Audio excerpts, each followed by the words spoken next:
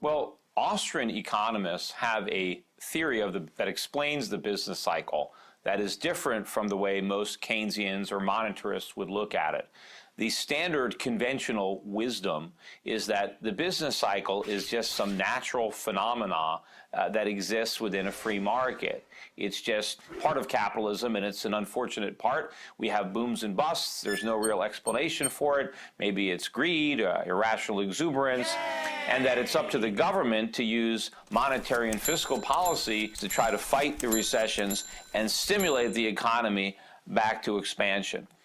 The Austrians have an alternative view. They don't look at the business cycle as a natural byproduct of a free market. They look at it as the consequence of government manipulation of the money supply and interest rates.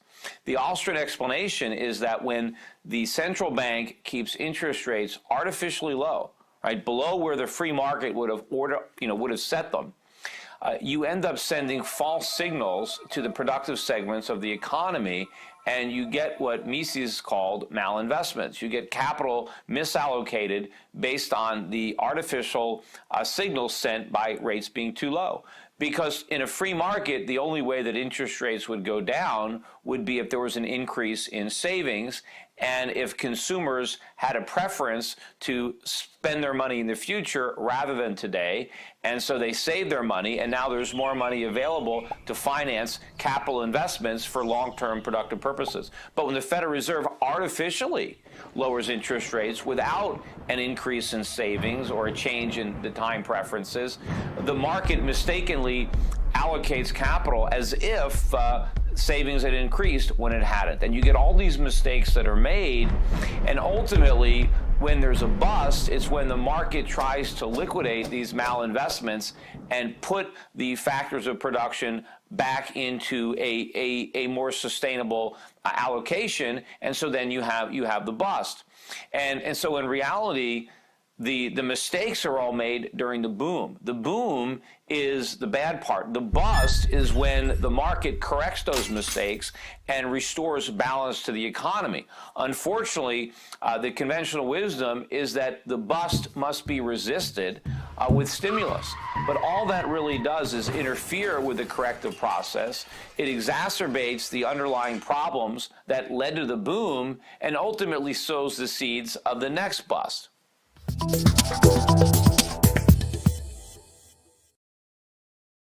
What up, man? Listen, home, by popular demand, Pnoid's now selling merch. Man, look here, all right? We got 3 designs. We got the Pnoid Gorilla regular avatar. We have the Red Dead Redemption. And on top of that, man, listen, we got motherfucking Angry Gorilla, all right? We got t-shirts. We have onesies for your baby. Take your baby and turn it into a baby gorilla. On top of that, we got pillows. Come cuddle up with the gorilla. And on top of that, we got cell phones and mugs. Cop you some merch right now.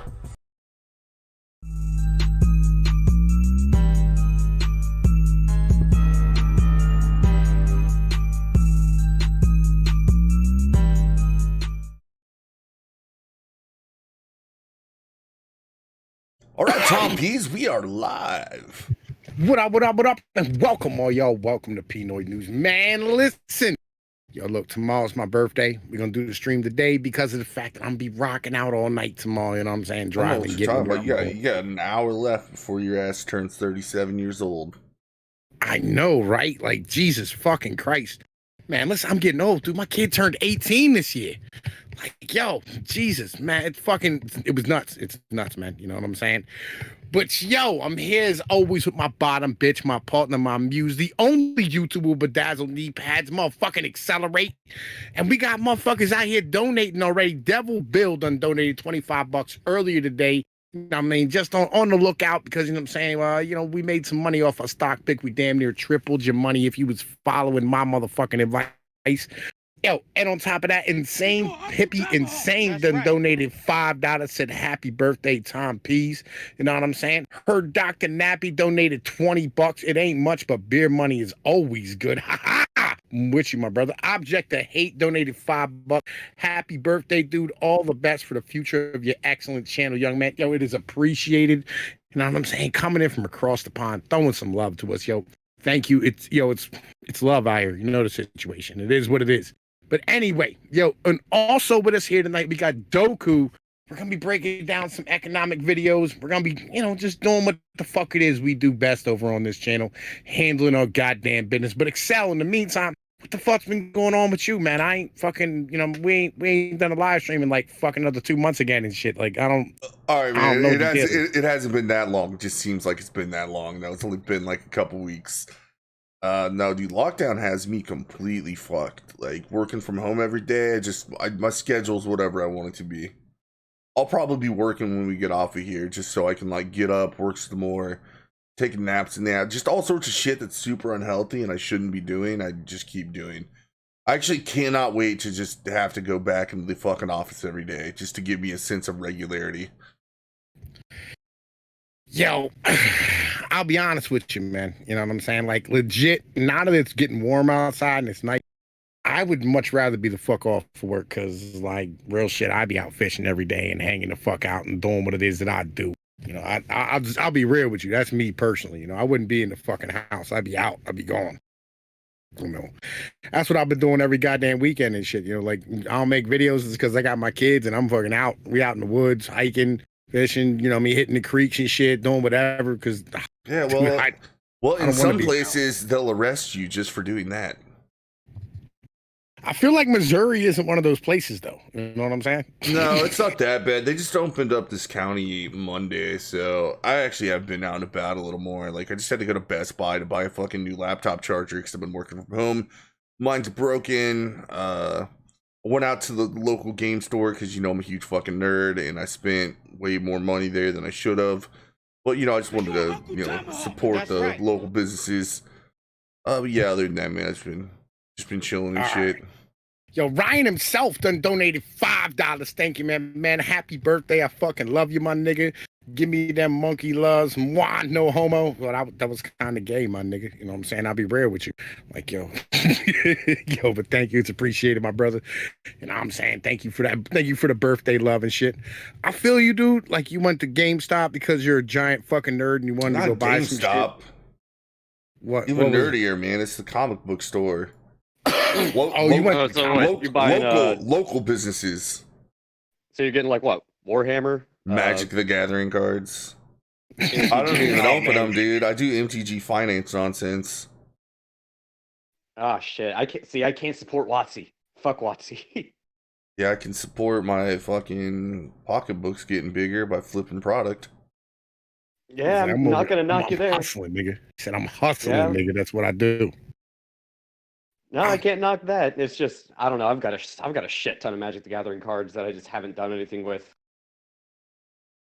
Yeah, I've never played Magic the Gathering. I've never played any of these tabletop fucking RPG Dungeons and Dragons. The only important thing you need to know about Magic the Gathering is people will pay a lot of money for some dumb shit. So. Oh, I feel you. You know what I'm saying? I was fucking with this one bitch and like she done robbed the nigga for like a whole fucking tote full of fucking Magic the Gathering cards and sold them off for like fucking $80 one time. I remember that. Like I don't know shit about them though. Legit, I know nothing about fucking Magic the Gathering cards. Nor should you. Yeah. I mean, it's a game that's all based around math, so it can be fun if you're into that type of thing. But dude, people will pay a ridiculous amount of money. Like the way they run the tournaments, like I can't knock WotC for their business model. Yeah, they make things tournament legal for like three blocks, which is like 3 different sets, and they just keep recycling through the same shit. So people have to keep buying it if they want to actually play in these tournaments. Like, yeah, the biggest thing is if you buy sealed product from them and sit on it. Inevitably 3 years from then, if you still have it sealed, it's double what it used to cost. Oh yeah, dude. Well, people pay ridiculous shit for collectibles. Like, well, I'm sitting on like, you know what I'm saying, like 6 ounces worth of fucking collectible fucking silver coins and shit. That I ain't gonna be able to move until like the fucking market gets back to normal fucking levels. Which is probably a safer investment, just less fun.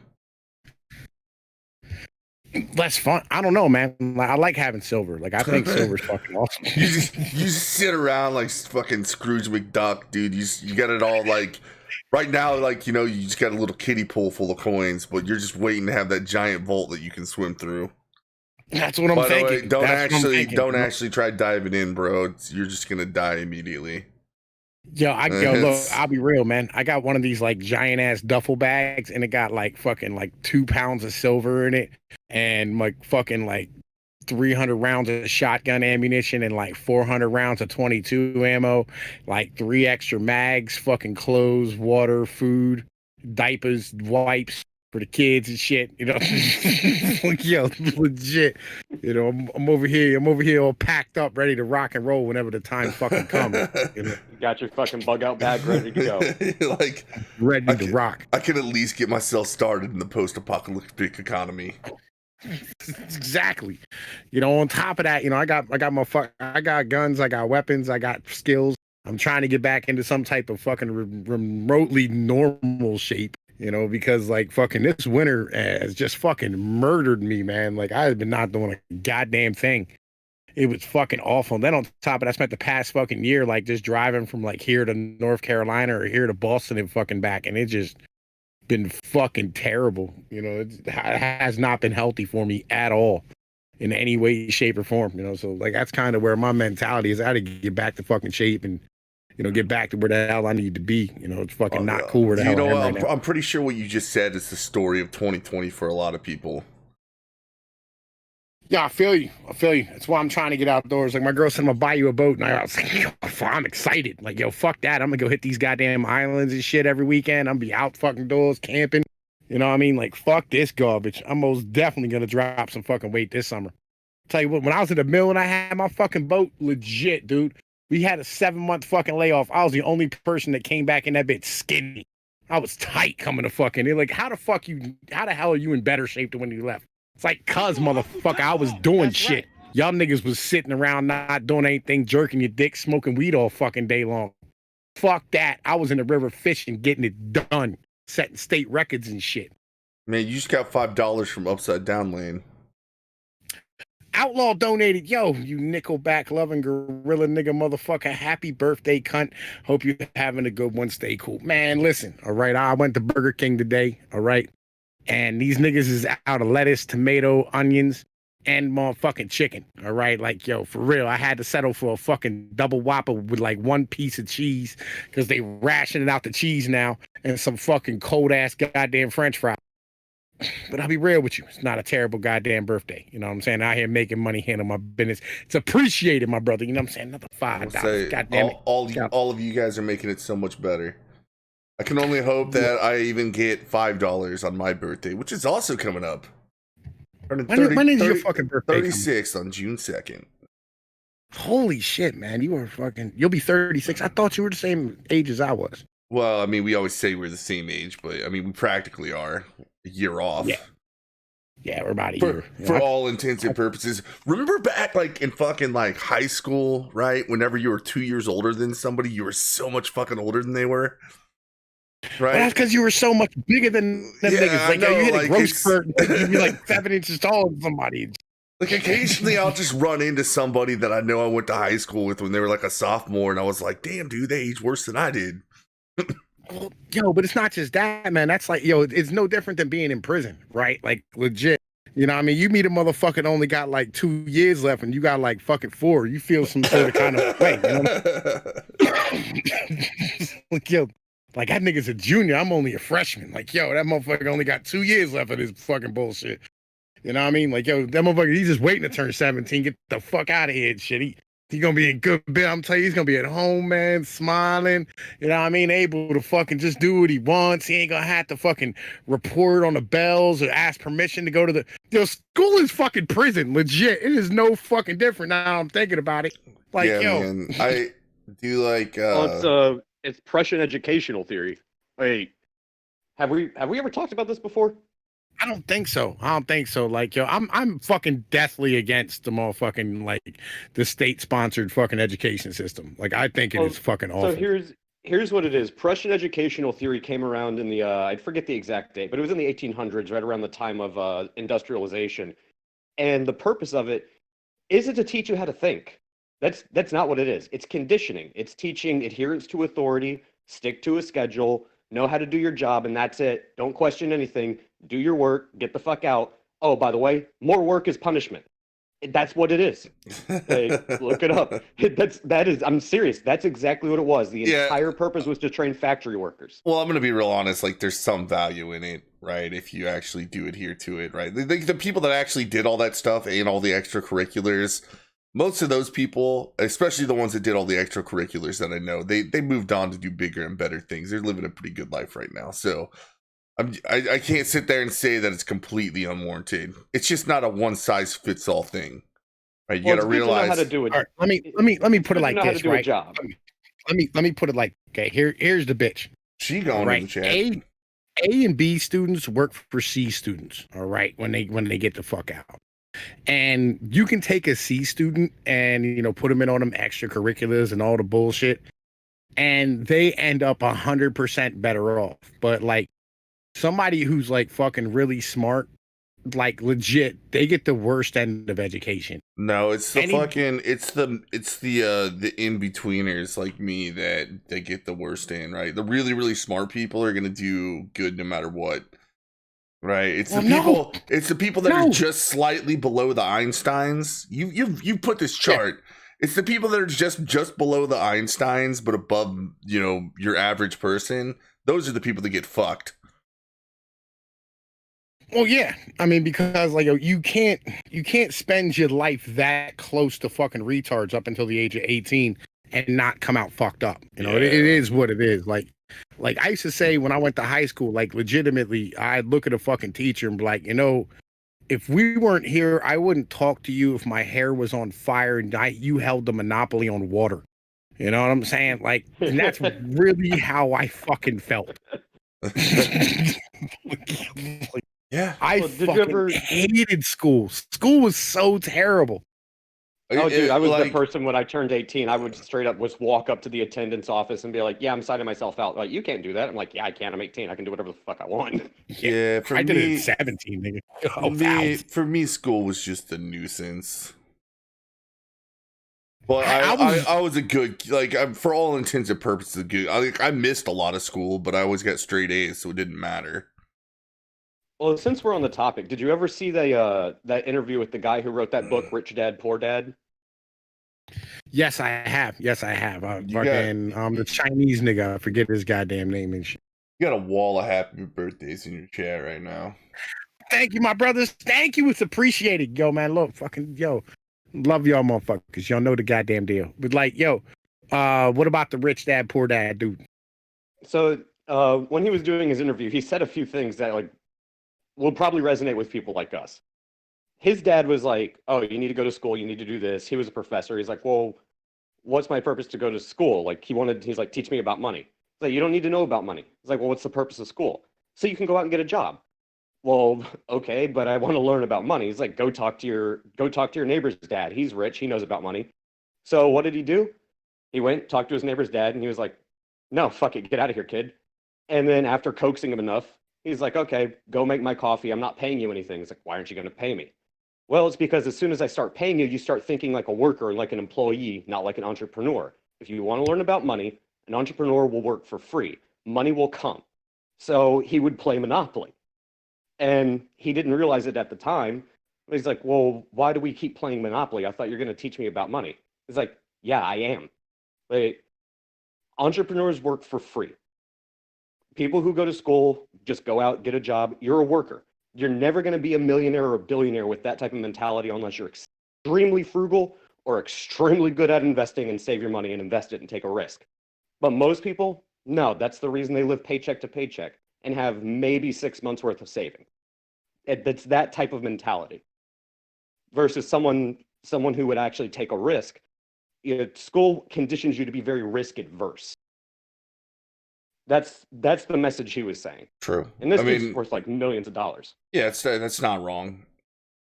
I mean, It's just that's also not for everyone. You got to be smart enough and willing to take enough risk that you could make $1 million, or you could lose $1 million and have to file for bankruptcy. You got to be smart with it. Also, there was kind of a change in mentality, which I know Tom P. We've talked about this on stream, but like the difference between like a 1970s student that graduated from high school and anybody from the late 90s on is, if you ask somebody in the 1970s, like, you know, do you think you could ever be like, you know, whenever you get out of school, you're going to go out and become a millionaire? Like 5% of people said yes. And now you have like 85% of people saying yes. And it's because they promise you this false bill of goods that all you have to do is go to college. If you go to college and get a degree, man, life's going to be set for you. So just take out all the student loans you can. And they're still fucking doing it. I just don't understand how that scam has kept going. Because I was part of the first generation where it was actually a lie. Because before that, there was actually enough demand for higher educated jobs, right? Especially in technology. But like, you to make money. Hey, well, here's the thing though. Like before our generation, like you had to make good enough grades to get in. Like after our generation, they were like, "Yo, fuck it, you got a pencil, get in there." It's fucking, you know, what I mean, calculus and shit. You know, it's a whole different. It's a whole different animal. You know what I mean? Like because the colleges moved to the everybody gets a trophy model. Well, the paradigm shift. Here's the thing. Shift happened. The feds went from, you know, I mean, not subsidizing to subsidizing it is the difference, right? It was like, take out a fucking college loan, you know what I'm saying? Like, yo, we'll just back the money and shit. And not just. Well, also the post World War II paradigm shift changed two very key things in society.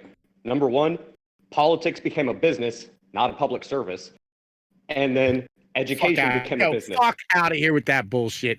Politics has always been a business, dude. Always. I would say not a for-profit business. I would say, except for, I mean, there's been periods in time, right? Like the initial.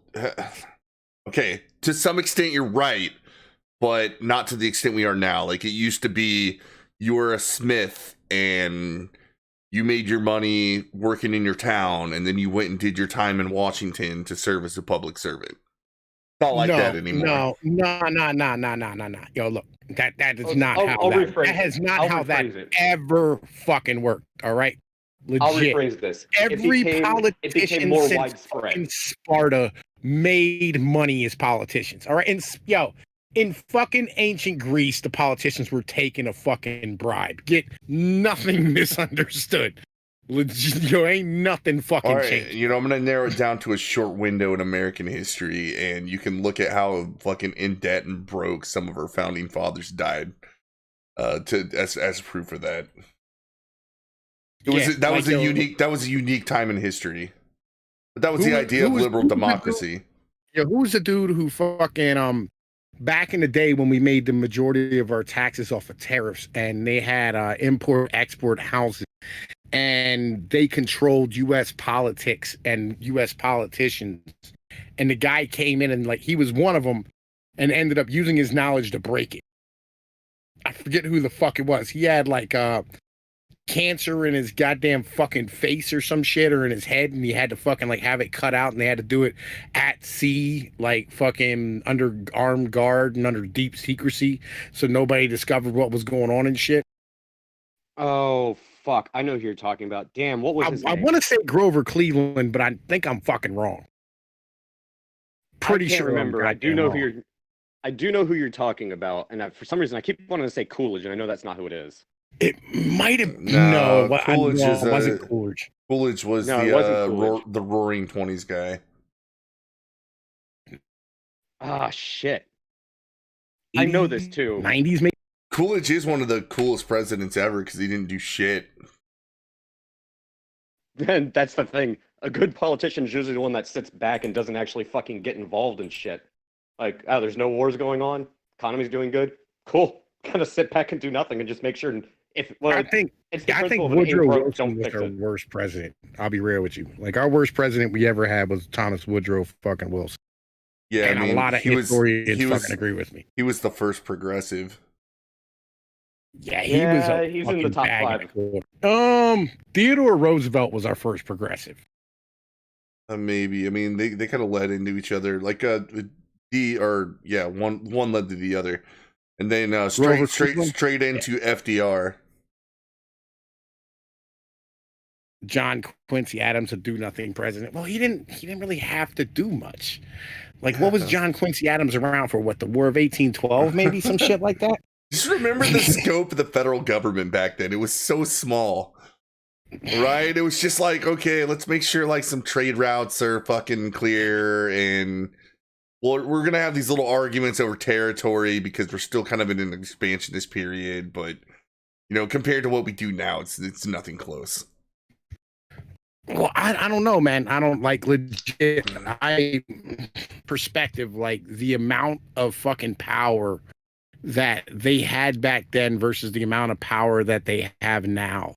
Like legit, it's fucking pretty much relative when it comes down to it. You know what I mean? Like that's really what the fucking deal is. Well, Hamilton, like they call Alexander Hamilton the big government guy from the founding fathers, but if you look at what he proposed, it's not nearly as big government as fucking anybody in politics today. Yeah, but it's 100% bigger than what the fuck Jefferson was proposing. Yeah, I know. That's what I'm saying. Like, there's a scale to this, but we're talking like we're 10,000% above what Hamilton ever proposed. Right? Like, Woodrow, Snug McCloud, dude, Woodrow Wilson was our worst president we ever had. Like, you trace back like the majority of the problems that we have right now, they go directly back to him. Like real shit, the 19th Amendment, fucking declaring, going into war without declarations of war, fucking like, goddamn fucking he was the one that said prohibition. He was the one that kind of solidified and made way for the unitary executive, which was he thought that the president represented the will of the people. So that gave him powers that were, never ever granted to him by the Constitution, nor would have any of the founders agreed that that's what the president was supposed to be. And he was a historian who argued against that point before he got, he was an academic. Yeah. Legit, the guy was a fucking academic who argued against it before. And then on top of that, he gave us the IRS. He gave us the fucking Fed. Like, Woodrow Wilson gave us every fucking problem we have right now. Like, like that nigga was terrible, right? Teddy Roosevelt was garbage, and the reason Teddy Roosevelt was garbage is because Teddy Roosevelt, like, he wanted to be a gangster and he never really was. Like, he was a rich kid pretending to be somebody special, and he just wasn't built like that. I like him, like I do. I like him as a person, but like he just wasn't. He started the Spanish-American War. Like, all these fucking people were bags of shit, and we need to fucking learn how to admit that shit. Well, and then it just kind of kept going from then on. Yeah, you can have some fond memories of some people, but basically at that point, we decided that big government is here to stay, and it's just going to grow. You're not wrong about that. Legit, you're not fucking wrong about that. But anyway, like, fucking, like, man, listen, I've been like, I had this theory the Mexican started. No, that's, the Mexican didn't, it started from the Maine blowing up, all right? And then, like, fucking us charging into battle behind a fucking, a boiler that exploded on a ship, and they tried to claim that fucking the goddamn Spanish did it. And the Spanish were over here pulling niggas out of the boat to try and rescue motherfuckers out of the water and shit and try to help. Like, Psycho, I'm with you, my bro. You run, I'll fucking vote for you. I don't think you can run, though, because you're not an American. But anyway, actually, I think Psycho is the American. The other ones are not. Fucking, I had a theory in my head, Excel, right? I had this theory. I don't think that we can solve this. I don't think the Fed can solve this problem at all in any way, shape, or form. What? Right? Wait, we were talking about the Federal Reserve now? Yo, look, I was sitting here thinking about shit as I was making this last video. Like I had this like thought pattern coming to my head, right? All Yes, right. like that's right. You're like from California or some shit. I was thinking of fucking what the hell is his goddamn name? The other dude, shit, he donated. I forget his. Anyway, fucking, he's from the guy over from whatchamacallit, man. What the hell is that? Shygon, maybe? Is it Shygon? Fucking Dragon's a girl. Object of Hate. Object of Hate. There we go. Yeah, Object of Hate is the other Insomnus guest. Yes. Yeah. Object Yeah, of yeah, yeah. Hate knows a lot about a lot of shit, so Yeah, I think he's British though, right? Anyway, fucking. So, here's the mentality, right? I think we've reached the limit of how much money we can have in our fucking system and how many people we can have in our system. I mean, go on. I don't necessarily disagree. I need more info here about what's Okay, going on. all right. So, What are you trying to say? in my head, it's this math problem I have, right? In my head, where like I'm going, all right, so every time we print money, it raises the prices of assets like cars and houses or whatever, right? But there's so many fucking people that we can't get the prices to go the fuck down through demand, right? And you can't get wages to go up because there's too many goddamn people. And then on top of that, there's too many people living off the public dole. Like, I think we've reached the limit of what Keynesian economics can do. Yeah, I mean, I never thought Keynesian economics could solve anything. All it can do is kick the problem down the curb. Now, I will say that this is something I've told you before.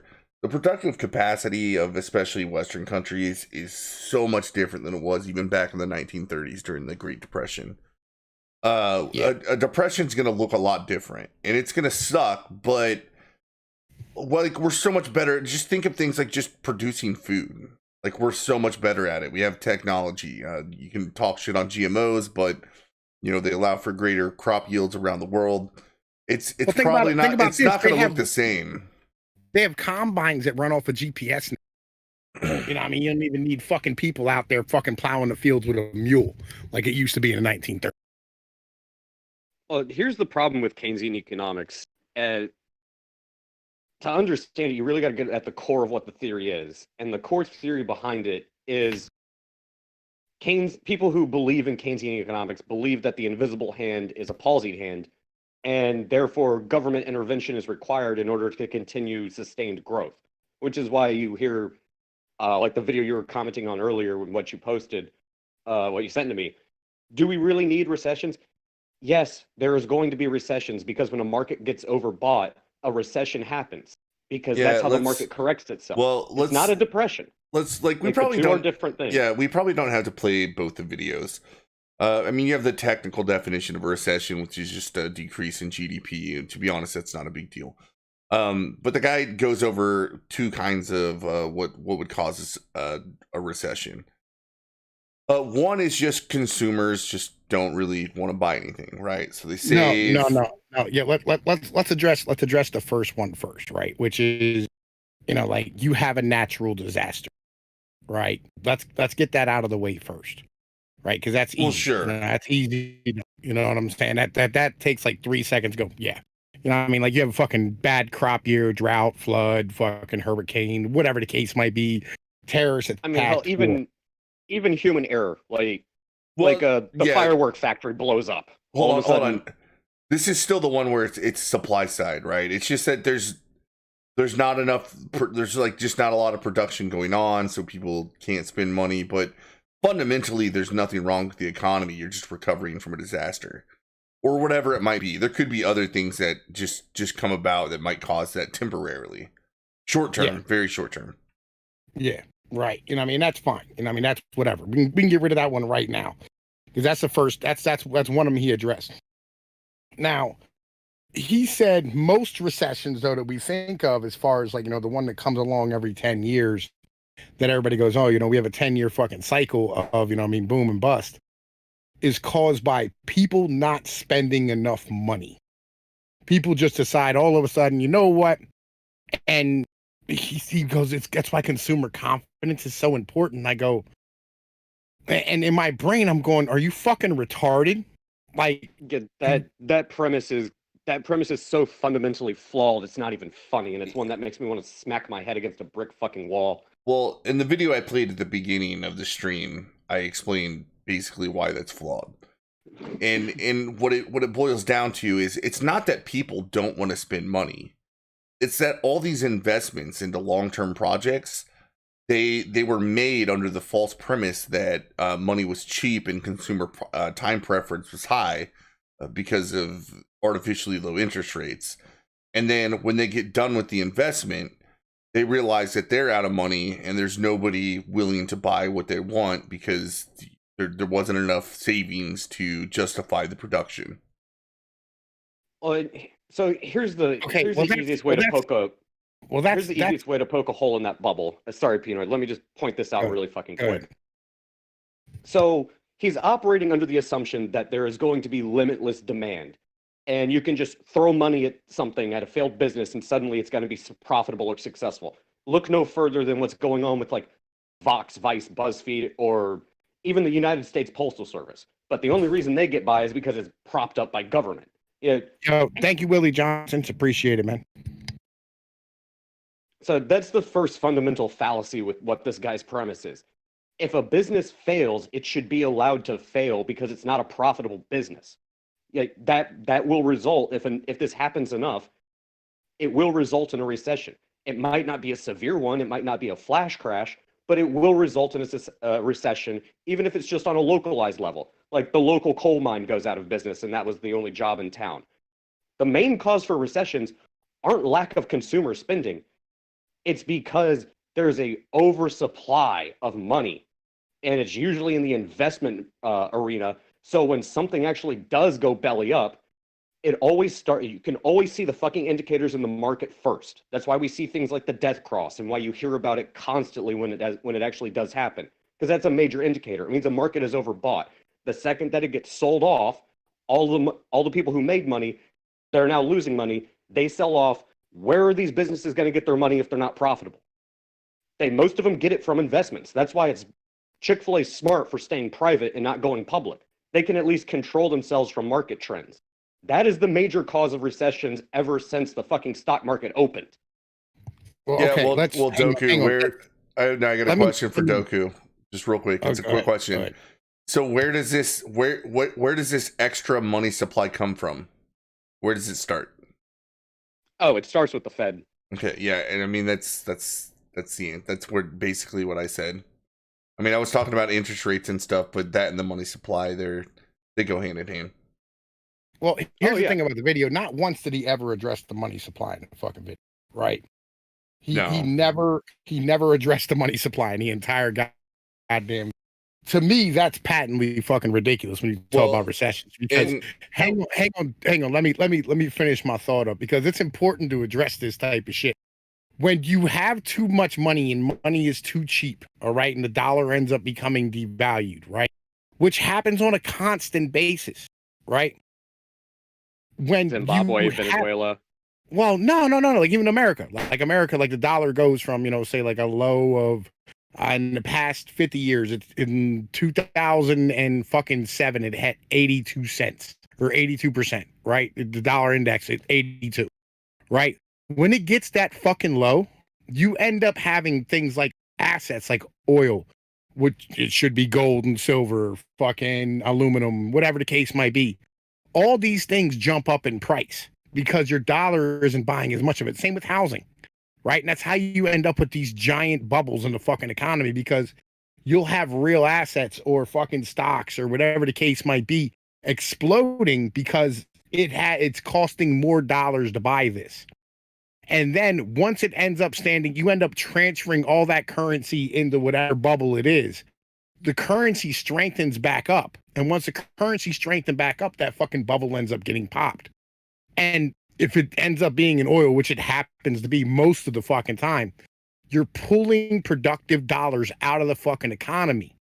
And when you do so, people are paying, fucking $3.50, $4 a gallon for fucking fuel, where they were accustomed to 250, you know, I mean, fucking 2 or 3 months ago, and they've been used to having this, and it ends up dragging productive capacity out of the fucking market, and fucking dollars that should be in investments and dollars that should be consuming products are now being transferred to fucking being able to transport either, you know, people to work, right, or being able to transport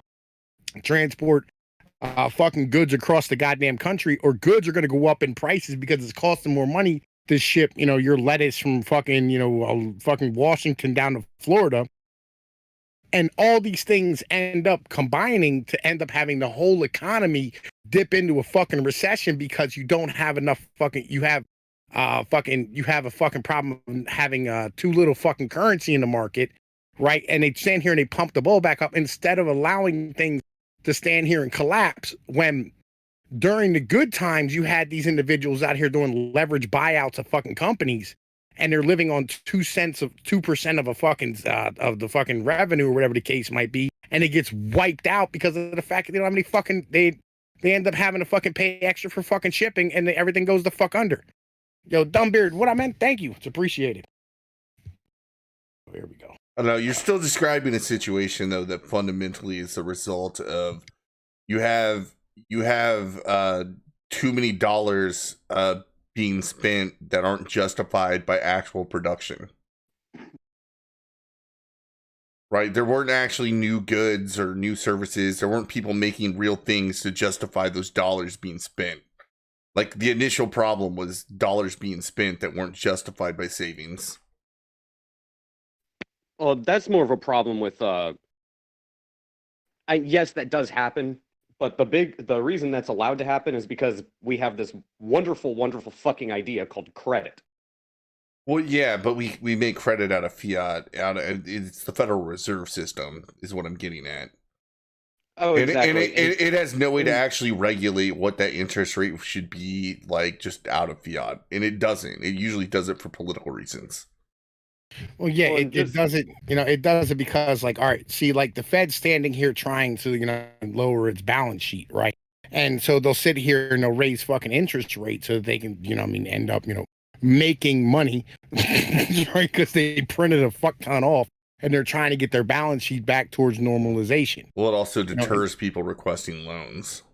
Yes. You know what I mean? That's kind of the fucking problem. You know, like they're trying to save money in the good times and spend money in the bad times, which is a Keynesian ideology. And there's so many fucking issues because, like, if you read Keynes, he says you have to have a strong manufacturing and export base in order for his shit to work. And we haven't had that since the fucking 70s.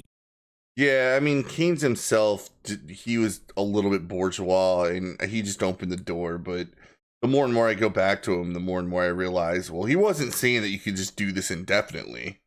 Yeah. He just thought that it might. He thought it might just be a clever way that if you have control of the money supply, it might be a clever way to get yourselves out of what were, before Keynes wrote that book. It was really pretty rare for you to have those giant swings in the economy. Well, and that's big swings like that are going to happen, especially when you're operating under the death combination of having a Keynesian economic philosophy, which is backed up by the Fed buying treasury bonds, and having a fiat currency that is essentially just a note of debt, but doesn't really mean anything. The more money you put into the economy, yeah, you're going to see big swings up, but you're also going to see big swings down. And that's simply just because from a denominational standpoint, when there's only $100 floating around in the economy, when you lose $1 or $2, that's a fairly big swing. When you have $1,000 in the economy and you lose $1 or $2, it becomes very small. So when you do see those swings, yeah, it's going to have a bigger impact because people think about money in the sense that it represents something tangible when it really just represents debt.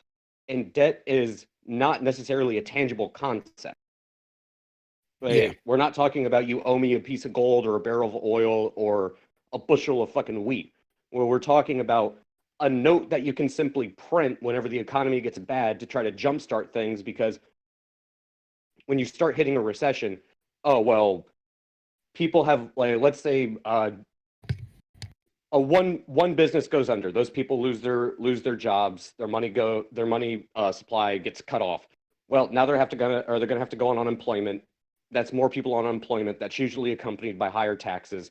That starts squeezing people's disposable income. People stop buying things. When people stop buying things, businesses sometimes have to close because their profit margins are thin. When that happens, it hurts the supply chain because the supply chain start running out of business. Now that no one has a brick and mortar area or even Amazon, they don't have the money to buy anything. Well, manufacturers now have to start cutting production. That squeezes their profit margins. That leads to layoffs, and the cycle fucking continues. That's the fucking problem with Keynesian economics. It always inevitably results in that. That's why we have this boom bust cycle going on. Well, the other half of this, right? Legit, there's another piece of this that a lot of people don't think about, and that is the flat government regulation that is literally holding back the economy on a constant basis, right? Because we gotta save the fucking butterflies. Well, it's not just that. It's not just that. I'm being facetious. Yeah, I feel where you're at though. Like that is a problem as well. But like the bigger issue is, all right, for instance, like my girl said she wanted to buy me a boat for my birthday, right? So boat hauls or whatever, right? I'm like, all right, do they have the fucking title for him? She's like, nah. So I went to fucking, the local Fish and Game Commission or whatever. I went to my state game commission website and started looking over, and I started reading the regulations, and I read down through the regulations. You're legally not allowed to sell a homemade boat in the fucking state of Pennsylvania. So if you wanted to fucking start a business where you make boats, it's illegal. You legally can't start that business. So you're telling me in the state of Pennsylvania, I can't go chop down a tree, steam it, strip the bark, carve it out, and sell people fucking canoes because it's illegal? Yes. What? See, that doesn't even make fucking sense. Like, right? I mean, like, there's regulations like this all over the place. Like, for instance, I was thinking about this, like, when everybody was talking about the meat thing, right? How, like, we're having a meat shortage, whatever the case might be. You can't just go start a butcher. You know what I'm saying? Like a butchery. You can't, like, just open a butcher shop. You can't go, hey, look, you guys have cows for sale, or you have chickens, or you have pigs, or whatever. I'll take those and sell them to fucking, like my local fucking people, whatever, right? If you wanted to go open a butcher to, like, be able to take advantage of the situation or whatever the case might be, like, hey, I just want to feed motherfuckers and make some money while I'm at it or start a new business. How long would it take you to get approved to do that? I mean, shit, it's kind of the same. The other example I always hear people bring up is, well, there's two actually. Limiting the amount of liquor license in a state. So, okay, you can only have so many bars. Yeah, you now just put a price cap on the economy, except in this term, it's a supply cap. And then the other thing, and a lot of people don't know this one, but most of my family on my mom's side are all medical. Well, they actually limit the amount of licenses that they can hand out for a doctor to actually open a practitioner. Like, they actually limit the amount of doctors you have because they want to artificially inflate the price by capping the amount of supply. That amongst a billion other things they do to artificially make the, getting healthcare at an affordable price possible in a free market. No, what I always ask people, what I always tell people is, like, you need to understand the people that are promoting and lobbying for these regulations, right? I mean, they're always passed under some bill that's named, like, the consumer protection, blah, blah, blah, but in reality, it's a couple of big companies that are just trying to make it very difficult for any competition to arise against them. And yet people still wonder why super PACs and lobbyists are so fucking hated. But this is why. No one really talks about it. It's just they hear that, it's the lobbyist, it's the super PAC, and they just go along with it without understanding why it's the problem. Like, these regulations in bad times are really what puts the nail in the coffin of your fucking society. Like, it really is. Like, all right, so here, right, when they have the liquor licenses, check out how they do it in Pennsylvania, because this shit's fucking cute as fuck. All right, they only give out so many liquor licenses, and if a bar, say, he wants to, like, sell its location, the guy wants to retire, whatever the case might be, he has to sell his liquor license with the building.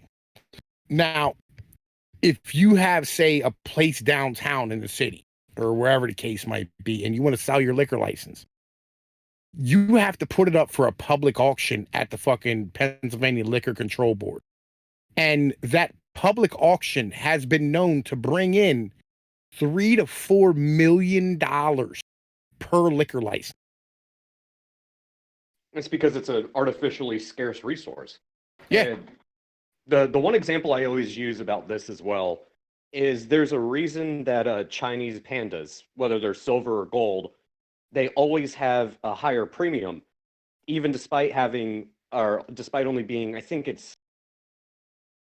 30 grams instead of 30 or 32. They're just shy of being a troy ounce. But the reason that they always go for a higher premium is because China changes the fucking art design every fucking year. It's artificial scarcity. It's the same thing with liquor licenses. If you can limit it, you create artificial scarcity. If you just let everybody open and run a bar, the liquor license would go to zero. And also, it's a way for the state to make money too, which is another outlier issue. That's right. Yo, man, I want to say, of- hold up. We got a donation. Sinrise donated $5. Happy fucking birthday, you gorilla ass motherfucker.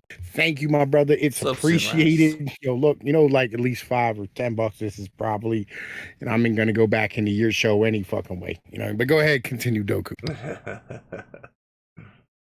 No, yeah, it's the same reason you want to create artificial scarcity because it does create an artificial market that is going to constantly inflate because people are going to be paying more for it. Well, I paid $1,000. I'm going to have to sell it for whatever it goes for at auction. Somebody pays $2,000 for it. They're going to want $2,500. The next person paid $2,500. They're going to want $3,000 for it. So public auctions can kind of help that, keep that from, becoming a hyperinflationary type of environment. But people are always going to pay more for it. And that's the other flip side of the coin when it comes to public auctions. You can inflate the price so fucking much that all of a sudden you're so far in debt, it's going to take you 10 years just because you had to spend fucking 10 grand on a damn liquor license. When if you just did away with the whole fucking system, guess what? Everybody could open a fucking bar as long as you just stick to FDA regulation. But then the state loses its fucking revenue source.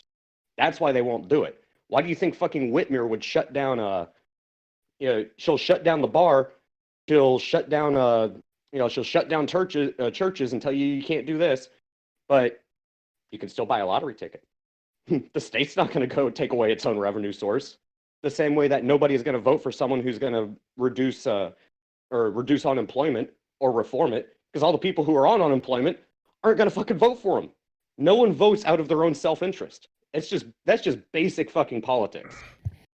Well, I did a video yesterday, day before, some shit like that about Jimmy Dore fucking getting his dreams crushed, where Dylan Radigan came on and he had some terrible fucking economic ideas. But on the same point, he at least broke down to Jimmy. He said, look, man, there's a reason why people don't vote for, free fucking healthcare and all the other bullshit. It's because of the fact that, living paycheck to paycheck, 80% of Americans can't afford a $500 fucking emergency. You know what I mean? Do you really think they're going to vote for an increase in their fucking taxes? Exactly. That's the other side of the coin.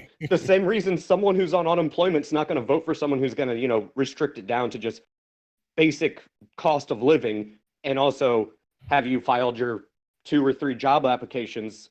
Oh, you didn't get the job. Okay, we'll keep you on unemployment. If you just bring that up, can we address Snugs McCloud in the motherfucking chat by chance? Your stream, go bro. ahead. This nigga is in here talking about shooting the Chinese motherfucking president and shit, and fucking standing here talking about war with China and fucking Korea and Japan going to war with China and us having to fight Canada and shit. Nigga, you really think they're gonna do all that bullshit? God, man, I hope not. Get the fuck out of here. Legit. We are not fighting China. You must have China might want to instigate something. Yeah. China might want to instigate something, but we're sure as shit not. That's bad for business. Yeah. There's no way we're fighting fucking China. Like, yo, dude, where are you getting your information? Like, real shit. Like, what you think because motherfuckers talk tough, they're gonna actually go to fucking war? Get the fuck out of it. This is what's known as brinksmanship. All right. You don't know anything about brinksmanship, you need to go look that shit up. You know what I mean? Understand like fucking what the hell they always do. Everybody talks tough up until the point of actually motherfucking conducting battle because China knows it'll get fucked up. We know we'll get fucked up. And there's legitimately no reason for us to actually go to war because we are each other's largest trading partner. Also, China knows that. China knows that if we did, we'd come in and be like, okay, this is how shit's gonna work. The biggest fear that the CCP has is that they're gonna lose power if they go to war with the United States. Well, the CCP is done. And They're out. They're their own people, right? Like I mean, they get away with it because they do good enough. But the thing is, all we'd have to do. I say I agree with fuck Canada. You know what I'm saying? I do absolutely agree with fuck Canada. Like, I'm with your ideology. I don't trust nobody fucking, you know, I mean, worships a maple leaf and shit. I'll be real. That's sketchy as fuck to me. Half the people I talk to from Alberta don't want the United States to annex them. Yeah. I mean, on this side of YouTube, that's true. But you just look at the Canadian voting bloc, and you're just like, "Fuck, man." Like maybe we need to trade. No, Snugs. Who cares what China does to their people? No one gives a fuck. All right, legit. Yo, like here's the problem. Okay, like real shit. I had somebody legitimately like fucking really try to tell me the other day. I forget who the fuck it was that what'd they say? They said our freedoms continue all over the world. And I go, no, your freedoms end at the border of the United States. All right. The rest of the world do not have, Canada and China don't have. Nigga, China got 3 billion people. So, all right. You know what's fucked up is you just said our freedoms continue all over the world. And I'm trying to think of who said that. And I was like, that could be like some liberal son of a bitch, or it could be some like super I'm a Bush conservative, go America type. Like it could be either or, and I wouldn't know. I don't know. That sounds like a sovereign citizen thing to me. It's not. It's people who legitimately they just don't have the IQ that God gave a donut. Right? Like, yo, nigga, care about our country and nowhere the fuck else because legit. All right, our freedoms do not continue. Like people are mad at China. Like, why are we over here? Like they want congressional hearings about fucking Disney censoring their fucking products so they can sell them in the Chinese market. And nigga, like, yo, what the? Are you fucking retarded? Real shit. What up, man? How you doing, gaming? How you living today? First of all, the second I pop in, you should all be worshiping and giving me love. And what the fuck is this? I know you're going on a rant and all, but no rant is better than me. Okay. Yeah, could you give us an appropriate telling on Say's Law, real quick, gaming and yelling? What do you want? An appropriate rendition of Say's Law. Bitch, I just woke up. Fuck off. But how you guys doing? I was like, get on our level. Yeah, I don't think so. I'm not that autistic. I'll be back in 1 second. Oh, great. The absolutely fucking fantastic. Yeah, Doku leaves. It's just me and gaming. That's some fantastic stuff. I'm glad that they just left the stream to us. I have been doing a lot. I don't know. You probably haven't seen it on Twitter, but I've been getting really deep into the whole social justice thing. Mm-hmm. And unfortunately, I think all the people 3 or 4 years ago when that was popular to make videos, they did not have the information that is available now. Not only is it as bad as they intuited it to be, it's even worse. And it's in their writings. Like everything you would have accused them of, they've said it. Right? The whole purpose of changing language and creating these new genders and complaining about gendered language, the whole idea is that they think language is a social construct that enforces power dynamics and that we should turn it completely upside down. And they literally write about that in their gender studies books. So I just find that fascinating. But anyway, that was a little detour. Welcome back, Tom P. Welcome back, Doku. Yo, man, like real shit. I'm gonna tell you like this, right? Yo, I just don't get like maybe I'm cynical.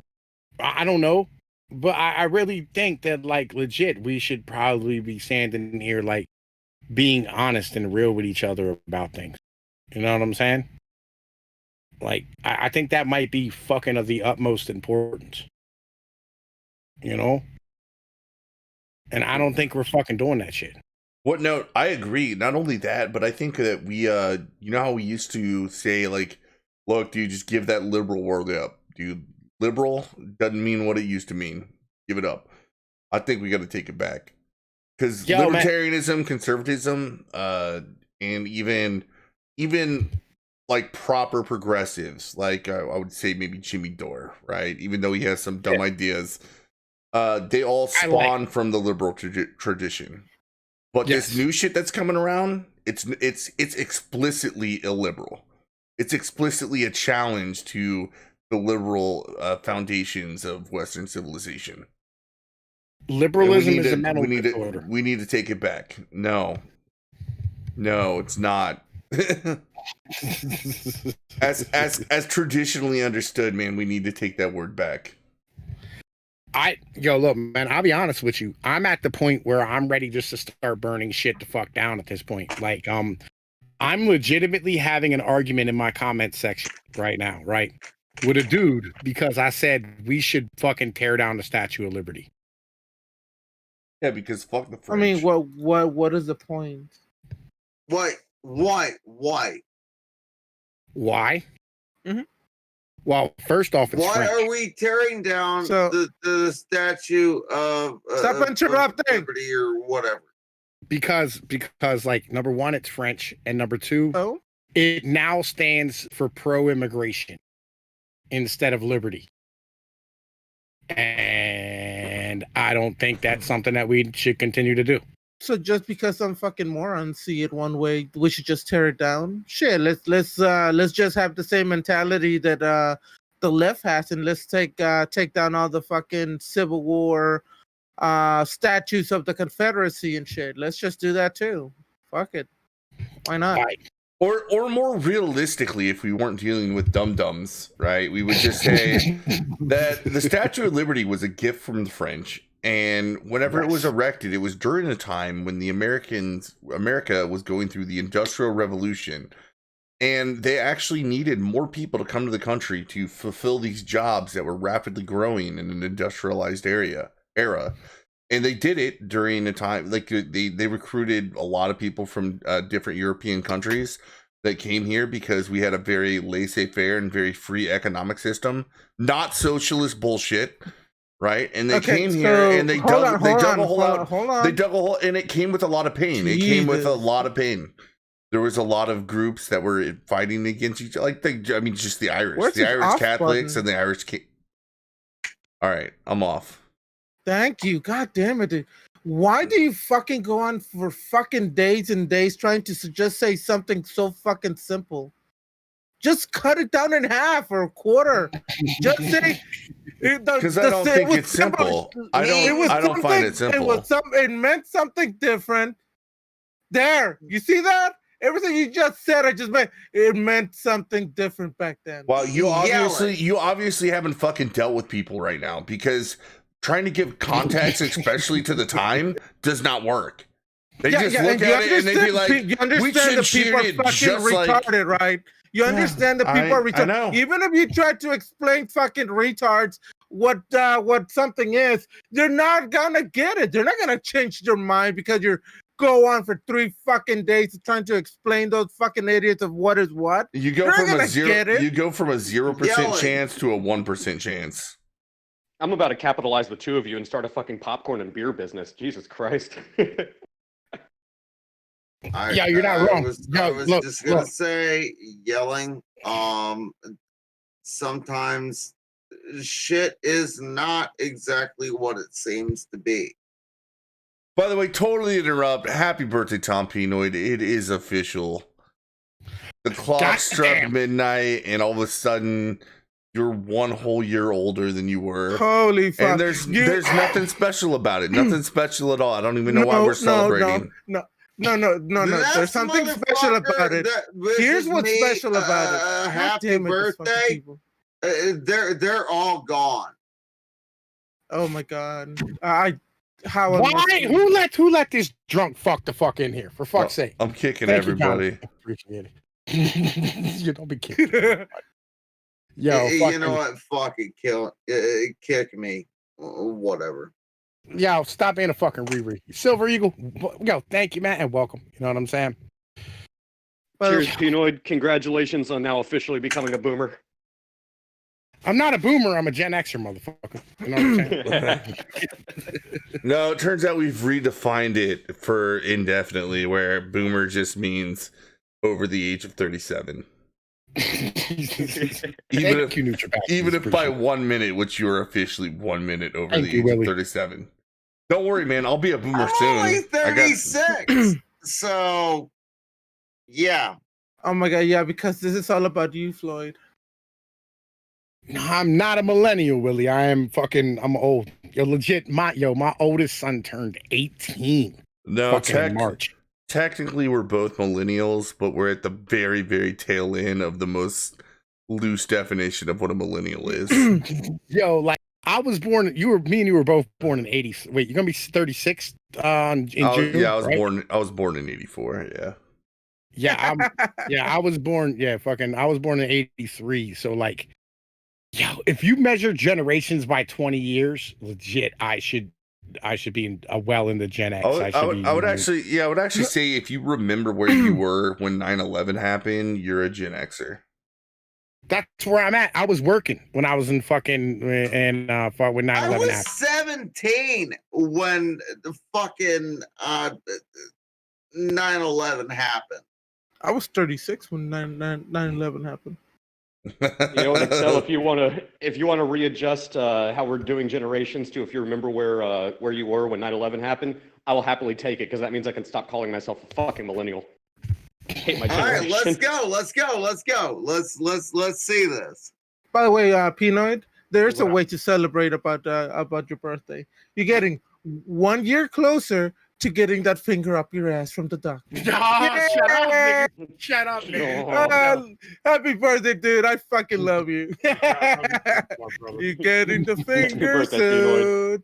Happy birthday. You're getting the finger soon.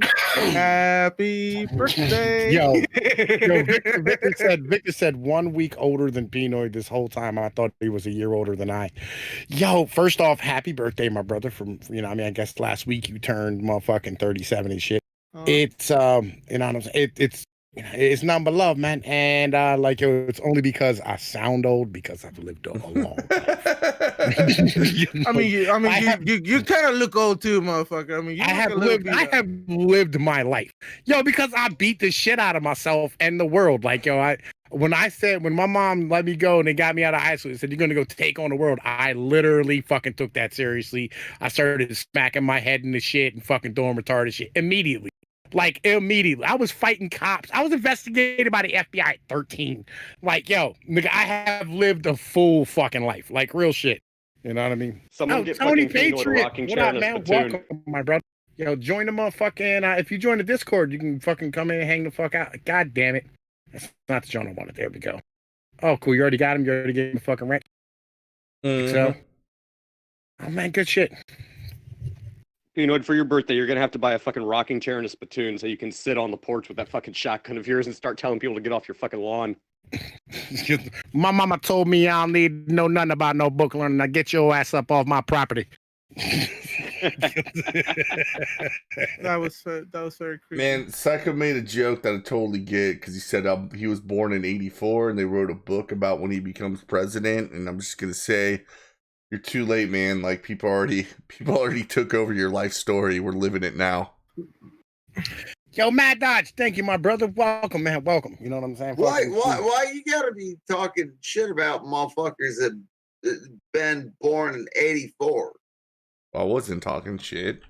My little sister was born in 84. I think that went over your head, man. We're talking about the George Orwell book, 1984. 84. They wrote a book about when Psycho was going to become president, and I said, I think some people beat you to it because we're already kind of living in that era.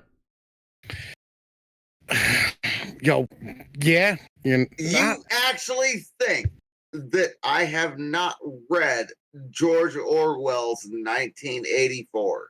No, I just think the Nigga, joke I I told don't- went over your head. Yo, Smeth Shitlord, Meth Shitlord. What up, man? Welcome. You know what I'm saying? You are not muted. You know what I mean? Why would I ever mute anybody? Fucking, yo, no, I don't think you can read, Floyd. Legit. You know what, Pnoid? Some gorillas are equal, but some gorillas are more equal than others. That's You just have the to- mentality. That's the mentality, man. You know, some of us simians are more fucking equal than others.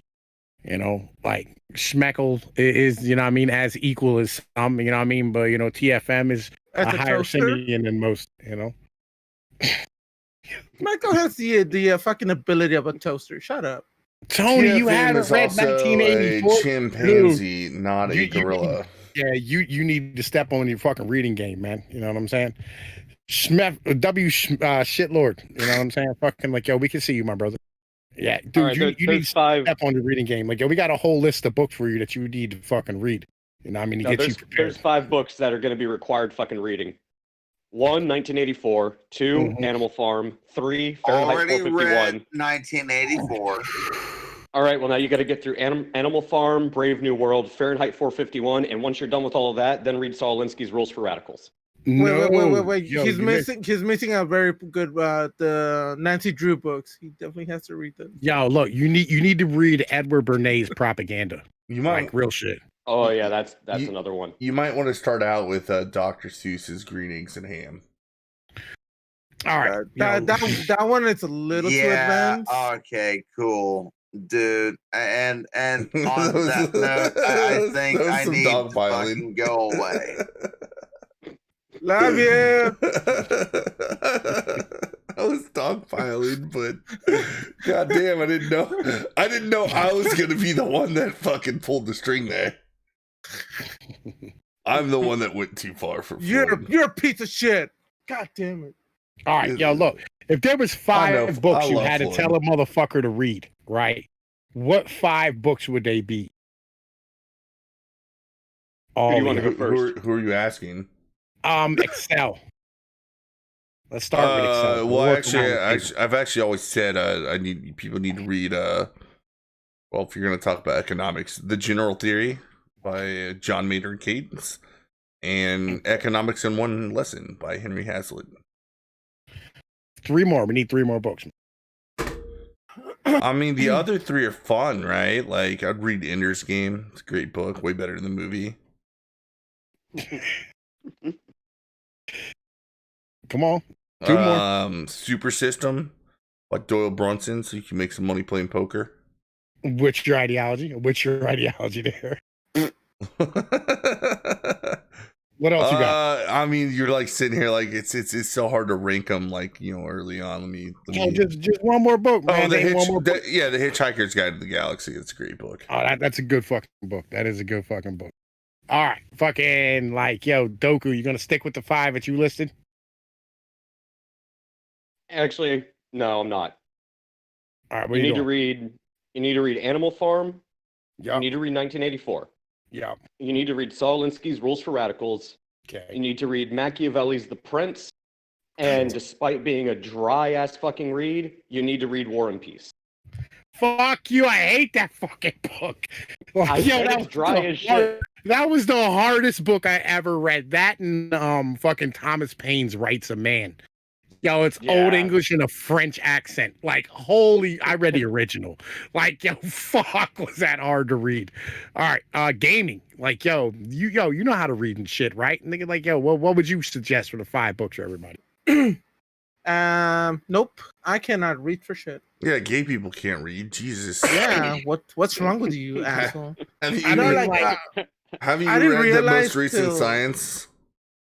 Yo, Like I didn't my realize same- till many years after, like after school, after I fucking dropped out and left fucking school, I didn't realize that I had like disability when it comes to like reading and shit. Like I could read, I know how to read and all, but when I'm reading, my brain doesn't catch it. It just goes one ear out the other.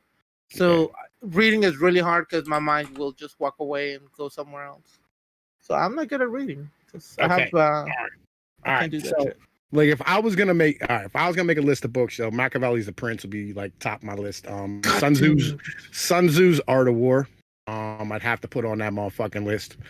I'd have to put motherfucking Edward Bernays' Propaganda. Like, yo, you need to read Edward Bernays' Propaganda. Like, yo, it's fucking unbelievable. Like, but you need to read that fucking book.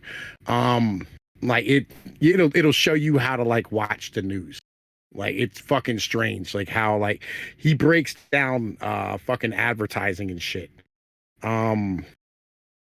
Machiavelli is largely misunderstood. That's why like I break down his shit fucking on my channel. I'm trying to think here what the fuck else you should fucking read.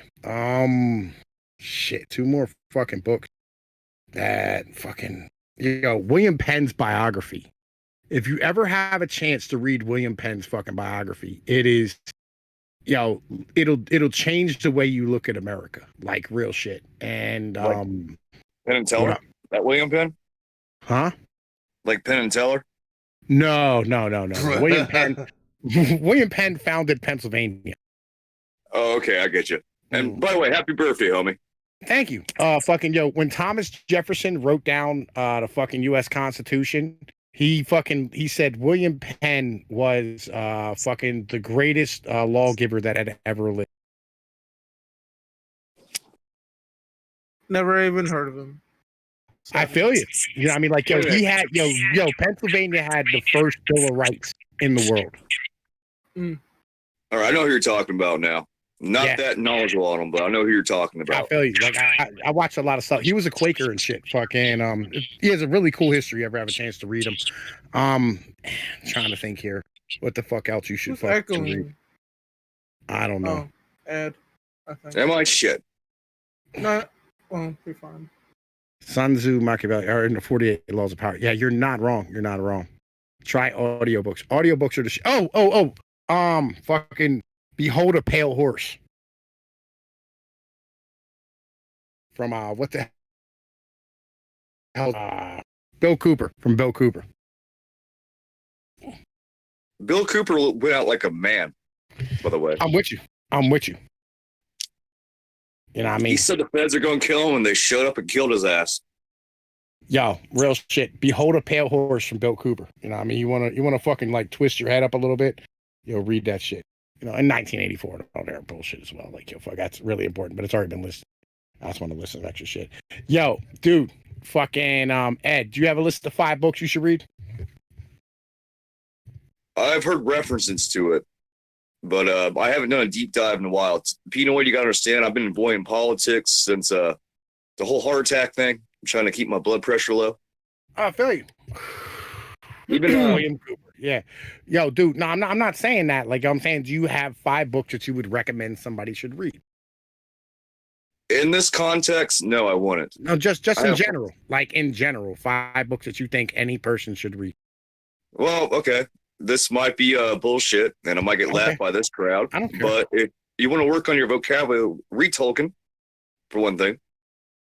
Okay. A lot of Christian imagery, a lot of Western culture, very positive in Western culture. Okay. No, they're good books. And read the fucking dictionary. Because if I'm talking to one more motherfucker. And don't get me wrong, dude, I am no rogue scholar by any means. Did you say rogue? Did you say rogue scholar? Is that what you said? Rogue scholar. Yes. Nigga, it's road. RHODE. Road. Exactly. Proves my point even more, Tom. Proves my point even more, doesn't it? But yeah, learn your basic English. If I get stuck talking to one person in their 20s, that speaks like it's a trap album, I'm gonna fucking shoot myself. No, shoot them and then shoot myself, because I don't know, I was gonna have a COVID rant earlier. How the fuck does one little virus come along and everyone gives up their constitutional rights? I can answer that question for you. People are easily fucking manipulated. I was in an argument on Twitter about this earlier. It's very, very easy and very, very fucking disturbing at how taking the fundamental human nature of fear of the unknown and then using a bit of propaganda and mainstream media, also known as the fucking PR department for the DNC, to twist it and withhold information to just capitalize on China withholding information because they want to save their ass. And then all of a sudden you have people out here now where it's like, well, you didn't wear a mask. You should be arrested by the police. How the hell did you guys fucking fall for this trap? Like, are you kidding me? Exactly. That's where I wanted to go back to work, which I got pushed back again because apparently they don't need my mechanical skills at all. And Tom, to add to what you said earlier, people in chat read H.P. Lovecraft, highly racist, but great vocabulary, expand your mind. And for AFK, it's surprising because even like I have alt Twitter accounts, so I follow like Antifa accounts just for laughs and gigs. And I'm even seeing them refusing the protests and then going after people protesting the lockdowns. No, Hey, that's real really popping hot. fucking Nice, Antifa. nice you coming through, man. Master Minos, thank you, man. No, that's All because right. it's Antifa, dude. They're making money just sitting in their fucking basements. Yeah, dude, there's a real moral hazard going on with the unemployment rate. Kind of random, but I'm going to bring it up, is that because of the expansion of unemployment benefits, a lot of people are making more money right now on unemployment than they would if they just went back to work. And then you also have a double situation where, or like a double moral hazard where you don't have to have a good reason to be unemployed other than you're scared of coronavirus. Yo, I ran into this on Discord. There's a dude, fucking Parasite, right? I don't know if anybody's ever talked to Parasite before. I think Gaming might have and Ed might have, one of the two. But Parasite's this, he fucking like grows like strange plants or whatever the case might be. He's a guy out of fucking TFM server. And like he works at like fucking McDonald's or some bullshit like that. And he's at home fucking applying for unemployment and upset right now because they're gonna deny him his unemployment because fucking McDonald's told him to come back to work and he refused to do so because he was scared of the coronavirus. If he's not like it's state by state, but at the same time, fuck him. Like, go back to work, you son of a bitch. I feel you. He's like, yo, but my dad has diabetes and my mom, you know, she has respiratory problems. So if I bring home the coronavirus, they're going to die. And I was like, yo. Jesus fucking Christ. Go back to work. For most of human history, we've dealt with like crazy pathogens that were going to kill us. See, right? this was and our founding fathers were very, very the Oregon Trail. Yeah, I died of dysentery like every turn. I know, like it's which is COVID-4, by the way. Nowhere did they stop and say, "Stop moving your wagon. The government is going to halt your activities and deliver you all the supplies you need until the virus has passed." That's the funny thing during COVID-4, the Wild West days, right? Like, you can go to a saloon and then, like, be so fucked up from COVID-4 that you die. You're painting the walls brown for your own fucking feces. And they never closed one fucking saloon.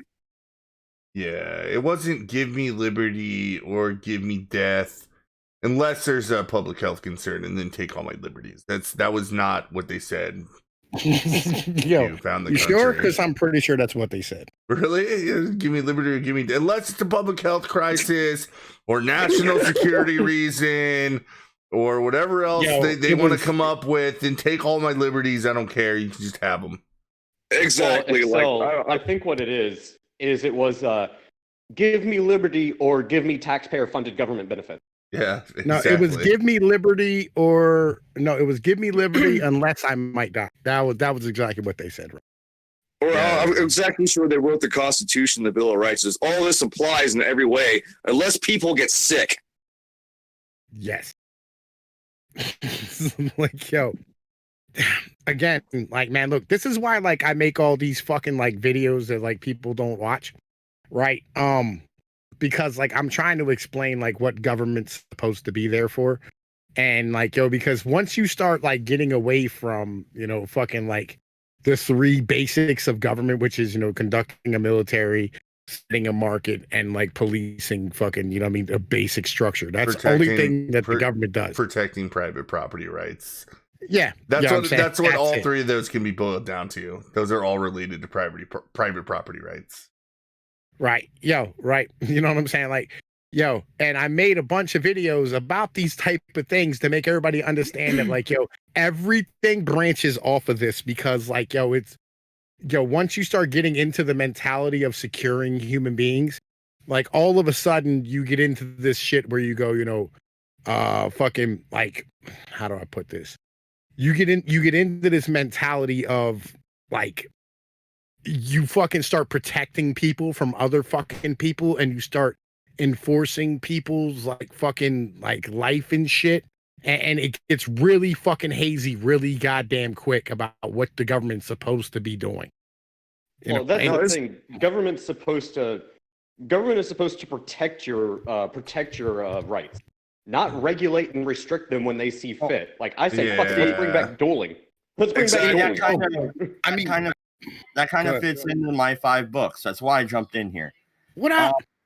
Ayn Rand, Atlas Shrugged, Okay. Judge Andrew Napolitano, It's Dangerous to Be Right When the Government's Wrong, the Federalist Papers, the Anti-Federalist Papers. By the way, yo, hold on. Yo, Mr. Hold Button, fucking our boy Cam and shit. Dude, this motherfucker breaks down all the Federalist Papers on his motherfucking channel. Y'all need to make sure y'all are checking that shit the fuck out. It is well worth a listen, well worth a watch. You know what I'm saying? Especially if you ain't never heard him before. You should all be up on like fucking all the shit that fucking really brought our nation into being what the fuck it is. You know what I'm saying? Sorry, man. Go ahead. Yeah, and the last one, Thomas D. Lorenzo, The Real Lincoln. Okay.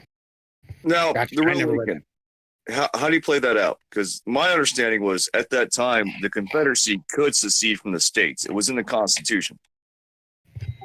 Yeah. Well, it wasn't in the Constitution. It was protected by the 10th Amendment because it wasn't mentioned in the Constitution. It was also kind of and or the people, respectively. It was also implicit and mostly understood prior to the Civil War because what they assumed is that the federal government was appointed by the states, like so it was a conglomerate of states.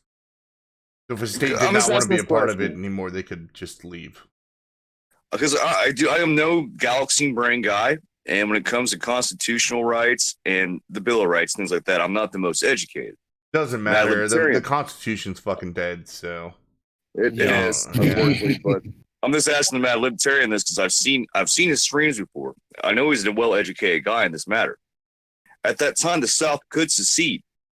So, like, I understand like why Lincoln, in much people's minds, is held up as a tyrant. No, and that's the Real Lincoln breaks it down from an economic standpoint. Thomas D. Lorenzo has a master's degree in economics. So that's the angle he attacks it from, where people like Tom Woods go at it from a historical standpoint. He actually breaks down the economics of the war and the cause of it economically. Yeah, so it's a really good book to read. Funny enough, both Thomas Woods and Thomas De Lorenzo give you a picture that is different than the very simpleton story that they tell you, which is the Civil War was about ending slavery, which it never was. No, there was a much more about slavery, which was the North was a very industrial period. They started making a lot of textiles, and you couldn't make textiles at that time without cotton. Yeah, it's really hard to fucking explain to people that the reason the South seceded is because they were concerned about slavery for their economy, but that had nothing to do with why the Union went to war at all. And FYI for everyone in chat, which I don't think this chat would give a fuck anyway, because they've all seen me piss-faced drunk before, and I'm not right now, by the way. Good job. I'm working on it. I'm doing a lot better, Tom. You gonna like stand up in your chair right now and motherfucking bounce high. I'm Ed, and I'm an alcoholic. Fuck. No, I am. Yeah, we all know this. We all know this. We all know this. So I'm not gonna say that. I'm just sober enough to let Tom know, dude. I got a 30-minute work call in 6 minutes, so we gotta wrap this up. All right. I got you. I'm with you, y'all. I don't want to burn out all my fucking hotspot data anyway. But yeah, like last fucking point here. Yo, look, let me be real, man. I've been trying to watch Tom Woods, but that motherfucker is unwatchable. I disagree. I like most of his streams. You'd actually hold on, Tom P. You would probably actually like look up contrakrugman.com.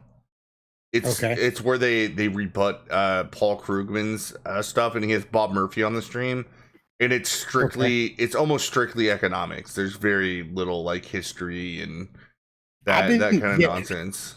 I've been watching a lot of Raoul Pal. Right? Wait a minute, isn't Paul Krugman the guy that was hired by Clinton? Yeah, he was. Yes, he was And an Bush. economic advisor. Like I'm gonna put this in a very stereotypical fashion. The very little Jew who drives a very little car. Okay. No, the important thing about Paul Krugman is he does a piece in the New York Times every week, and he's almost always wrong, and they get it through and say why he's wrong. And he used to be an academic, like an actual economist, before he was a pundit. He's basically just like a left-wing pundit now. Yeah, that's what I've seen from his recent work. What they love to do is they go through and they find his actual published academic papers and use those to contradict what he's saying in the New York Times articles. Okay, I see what you mean. Because I knew New York Times now as a publisher and as media is bullshit. Yep, You're not wrong. yeah, that's why it's contra Krugman. They're against Krugman. Yes. Oh, Excel. I want to go on that cruise they do every year. Could you imagine a fucking ship full of libertarians? Man, This is my room. Don't trespass it. It's the world's biggest fucking debate club. I wish there were more libertarians, and I wish the people that were libertarians were of higher quality. Well, I'm not going that far into politics, but like, do you guys see like they have like at least like 180,000 people quarantined in like cruise ships right now over COVID? Neat. Throughout the globe. Yeah, that's a little bit tyrannical. Yo, look, Like, man. Look, seriously, like this is my problem with this bullshit. Is like y'all just started living with this, right? Like, yo, I've been living with this since like fucking I was 15. Like this has been the norm. You know what I mean? Like, yo, look, yeah, at one point, a quarter of the fucking male population in my city was in fucking county jail over child support.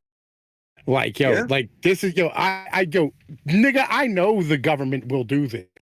Like, I don't understand, like, why everybody else is fucking surprised. You're right. It's a logical step. Dude, actually, Tom, you might be proud of this. I had a chance to explain this to a young black man today. I did. Did you get it done? Yeah. Well, he thinks his girlfriend is having his kid. And I told him to get a paternity test as soon as he fucking can, because she's gonna put his name down on the birth certificate. A woman can put your name on a birth certificate for anyone. Like, I can be 97 years old and a millionaire in a different state, never fuck the woman, and she can still put my name on a birth certificate. You know what I'm saying? Yo, This is Maury a lot of Povich, laws, Maury Povich had a bitch try that shit on him one time. Maury Povich himself? Yep. Maury Some fucking bitch Povich thing. himself? Yeah, somebody named fucking put up Maury Povich's name on the goddamn birth certificate and shit. You know what I mean? But anyway, yo, look, man, yo, we got to get the fuck out of here. I want to thank everybody for coming on tonight. Motherfucking Doku, Excel, motherfucking Evil Dead Ed, motherfucking Mad Libertarian, my boy, fucking Gaming and Yelling and shit. Everybody who came to fuck through. Oh, even Floyd, that little faggot motherfucker. He got so mad because I said something about reading bitch, Dr. please. Seuss. You can say anything and you make the little fag mad. Whatever. Man, I think That Let's nigga not be like mean to Floyd. Come on. man, people I've dog, had worse people, flip outs than Floyd. people You know dog, this. people dogpile me on streams all the time, and I take it like a man. I feel you. That's Yeah, where you I'm at. do. Yo, look, motherfuckers dog pile me in and I start winning over crowds.